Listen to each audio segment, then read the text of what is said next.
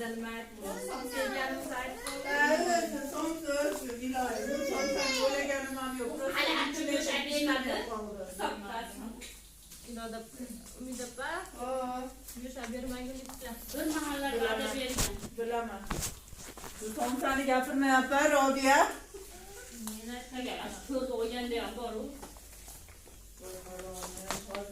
Grup var şeyler var.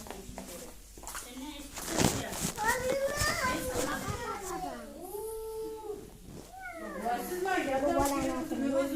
Neden orada açarsın beni? Gel öğrenme. Hocam canım. Maci değil mi? Maci uya kabar yeri. Cicin göresem cicin.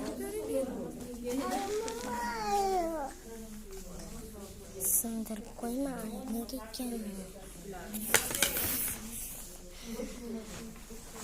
Mana ayah? Mana ayah mama.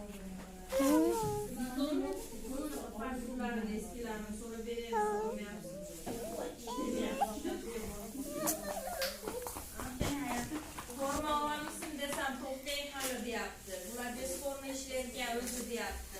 Onun da farklıların eskisini sonra vereyim sonra yapsın da Benim yenge. Uya koyup koyayım. O da sıcak.